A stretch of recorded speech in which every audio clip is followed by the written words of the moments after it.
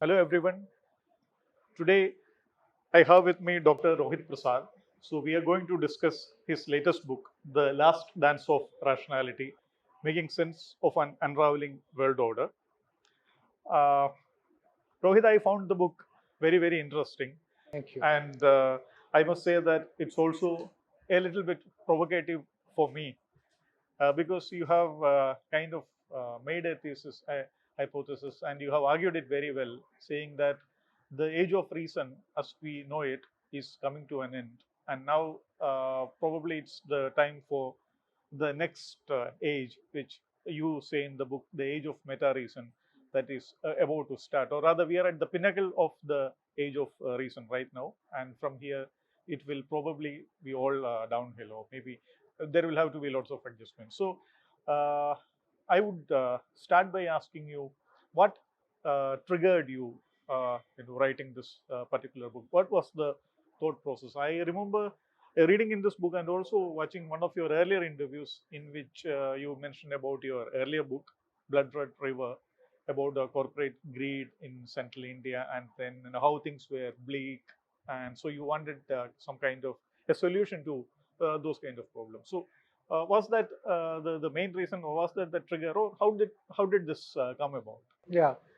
So thank you, Ajish, for the kind words on the book. But when you ask about why a book comes into being, it's always a very difficult question to answer. It's almost a mysterious process because uh, around 10 years ago, when Donald Trump started emerging on the US political scene, I was extremely puzzled, almost shocked and flabbergasted because I had lived in the US and you had also lived in the US at the same time when he used to be regarded as a buffoon, a successful businessman, but otherwise a buffoon. And to think that he was taken seriously as a politician was very strange for me. And and a word came into my head, a word called entanglement. And this is why I'm telling you the process of by which a book comes into being is really mysterious. It happens in these very strange ways. A word comes into your head, entanglement. And the word to me signified that the elites of our age have got entangled in webs of their own making. And the when a system stops working for those who have created it and who are gaining the most from it, that's when you know that system has run its course. We who have been trained on Marxist economics, we believe that a system has run its course when the forces from below can overthrow it. But more often, systems actually fall when they start becoming counterproductive for those at the top. That's the first sign and the surest sign that it's rotting from within. So then I explored this idea further Okay. and came to the conclusion that this system, which was rotting, was not merely the world order which had been created after Bretton Woods in the World War II, or the world order which came into being after Britain became a successful colonial power, but indeed the world order that had started emerging in the 1500s when reason started acquiring a central place in human affairs.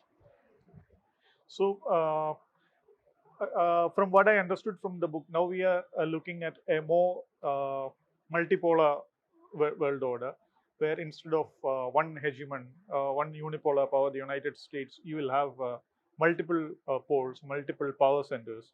Uh, but if you look back to history, we have a couple of examples where multipolarity worked well. The early 19th century, you had the Concert of Europe, where some five or six key powers, major powers, they are working in concert, in balance, in discussion, in negotiation. So you had about 100 years. There were wars, of course, but then nothing major. But then you also had a multipolarity of conflict. Essentially, your First World War and your Second World War were eras where you had multiple power centers, but then the world was very violent. So, in the age of meta reason, when you're looking at a multipolar world, what kind of a world are we looking at? I really did. That's a very interesting question. So, your question is, are we looking at multipolarity with armed conflict or multipolarity with peaceful coexistence? And I have to say that I believe that it is the latter that will prevail, that multipolarity with relatively peaceful coexistence. What is going to happen is that the middle level powers, uh, besides USA and China, by middle level powers, I mean countries like Iran or Israel or countries, even Saudi Arabia. You're going to see them start flexing their muscles a lot more.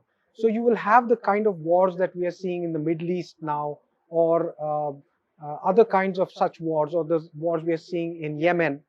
But I doubt if you're going to see a major world war, although this current crisis in West Asia really looks like it's on the brink. So I see that the interconnectedness of the that has been created by the globalized world order of the last 40, 50 years is so deep that it prevents an all-out war. Okay. That's my sense. Okay. Just to add to that, I was just as you're answering, I was just thinking about you remember Samuel Huntington's Clash of the Civilizations hypothesis. Now, your book, you argue about the growing role or the increasing role of culture, the culture specificities. So you will remove that universalist values of maybe even democracy and any other value. So the subcultures, specificities, they will have an important role. So do you think so you have now democracy with Chinese characters, with Turkish characters or Russian characters, maybe Indian characters, as you say. So will this lead to some kind of that kind of a clash? Will we see a clash of civilization in the age of meta reason?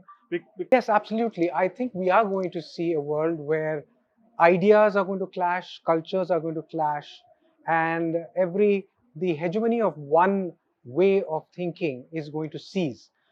We are going to see that kind of a world. Yeah, I absolutely believe that. Okay. Yeah. And then maybe added to that also about globalization. Now, globalization was probably the highlight of the age of reason, or maybe the last 50 years of the age of reason. You had people like Friedman calling the world flat. The entire world is going to be a village. That kind of thing was there. And then when COVID came, everything kind of just stopped and it disappeared. I read somewhere that the U.S. Department of Commerce they found out that 95% of their antibiotic requirements were being imported from China, and those things stopped at one point of time. And then Germany, it stopped exporting even face masks and hand gloves, all those PPE things, even to very friendly neighbors like Austria and Switzerland. So which something suddenly collapsed. Now, as we look into this age of meta reason, when nation states will reassert their primacy, as you argue, and so you have state paternalism coming up again. States actually, the power of states growing manifold from what we have till now. So, in such a situation, what will happen to this whole process of globalization, and also see projects like the European Union? So, how do you look at the future of globalization and also these things in the age of meta reason? That's a great question. I'm glad that we are talking about globalization in Kozhikode, because this is where Vasco da Gama came in 1498, and that was an important first event in the march of globalization, in the 500-year march of globalization, which started after that. So it's great to be talking about these things here. Now, the thing is that you talk about whether the world will break up into narrow blocks, going away from globalization. You ask what will happen, what will be the impact of technology, what is going to be the future. And here is what I believe. I believe um, that we are going to see states assert their power to a much larger extent, using the power of technology and using the bogey of security threats. And so we are going to see the rise of authoritarian states, many of which will be called democracies. Right? One thing which we need to be very clear about is the level of surveillance that exists in the world today. Not just surveillance by the big brother of the government, but also corporate surveillance. And not just surveillance by the government on one hand and corporates on the other, but the combined surveillance created by the combination and the coalition of governments and corporations. So this feature of surveillance, along with the rise of strong states, is really going to be a tremendous challenge to democracy. It is also going to be a tremendous challenge to capitalism, because what this represents is the unbridled runaway progress of technology without much governance or regulation, which is going to lead to tremendous amounts of unemployment. And capitalism really cannot survive if it generates unemployment at the rate that it promises to do or threatens to do. So, all of these questions are really interrelated. If we start talking about uh, globalization, we have to talk about technology, we have to talk about the rise of the state, we have to talk about what technology is doing to democracy, and then what a democracy in turn will do to globalization. It's a vast canvas which I have really tried to span in the book. As you were answering this, I was thinking about the one section of your book where you kind of explain the perils of surveillance capitalism. You know, one thing, something when I read the book, something that struck in my mind was you refer to that experiment, right? You know, where Yes. you can record what your right hand or left hand is going to do. So in a 7 second earlier, I think a machine can predict which finger is going to tap which button, which was like so, and that can, I mean, before the actual physical act of doing that. So that is absolutely something which is unimaginable, which is taking away the freedom in the larger sense of how we look at it. Now let me ask you about this. So you mentioned how capitalism will find it difficult in case it is not able to ensure the economic well-being of the people who are working for it. And also you spoke about this the big companies, you know, which along with the government's help in this surveillance.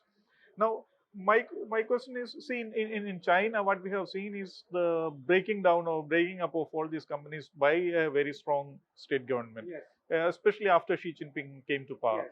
So I think I recently read somewhere that the biggest, the richest man in China, he's probably will be the seventh or eighth richest guy in India if you compare that the wealth of both. So if in such a situation where you have this governments with authoritarian nature come up, and China is probably going to be the next big power in the age of meta reason. So then what happens to the capitalism, and what happens to such huge companies like your Google or your Apple or your Meta? Or Well, there are two models, the Chinese model and the US model, and the US is not really in the mood to break up the wealth of these tech entrepreneurs, the mega tech entrepreneurs.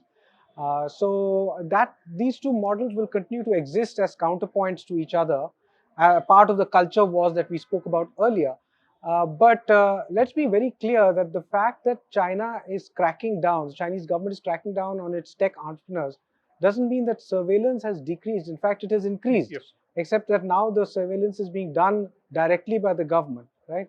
And that's one reason why China is going to be an AI powerhouse of the world, because they have no compunction in gathering large amounts of data from their citizens without their permission, right? okay, They are not bothered by the niceties of privacy. So what will happen to the wealth of these tech entrepreneurs?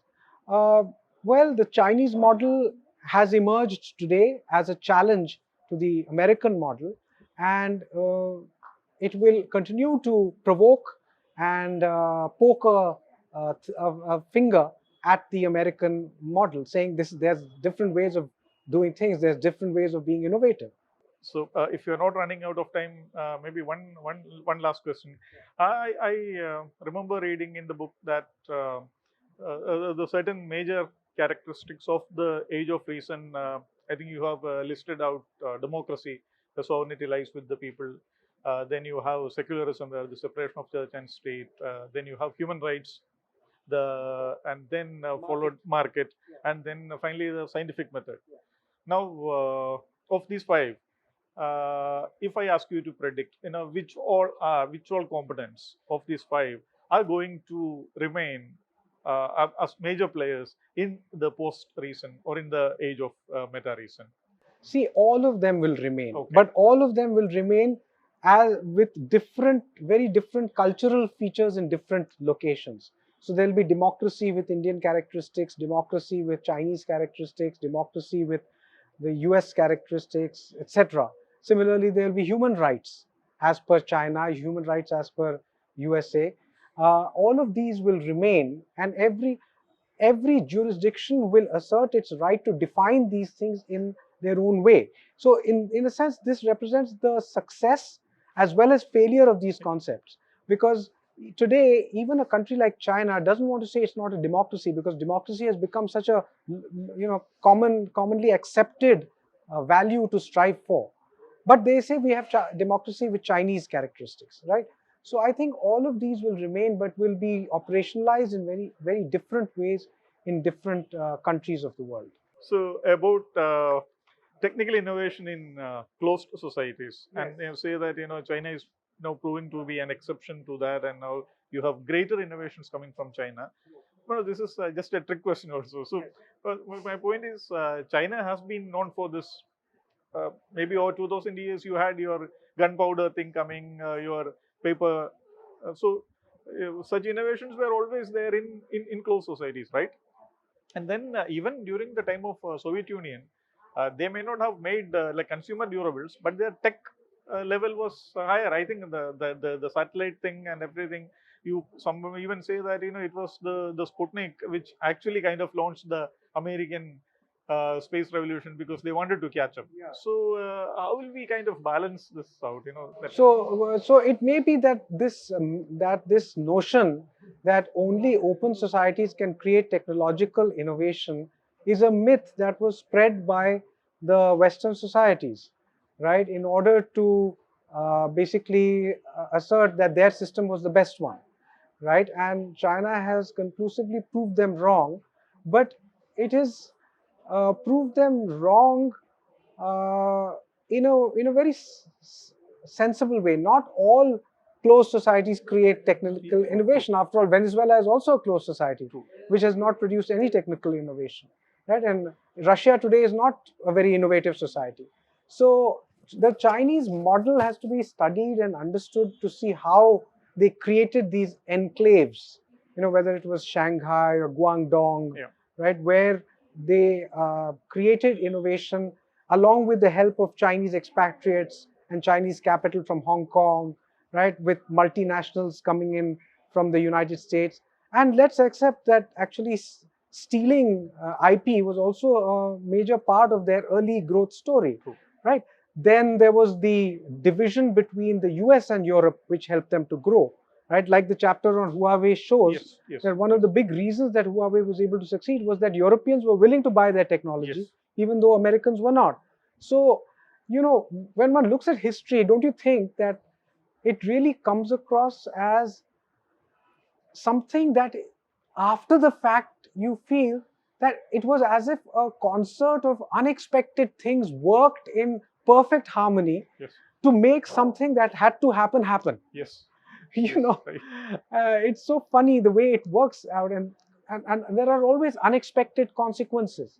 True. The United States opens the door to China in 1971, right, thinking that they're driving a wedge in the communist bloc, and 35 years later, they have the Olympic Games in China, and China is now a peer competitor to the United States. True. Right? So history is like that.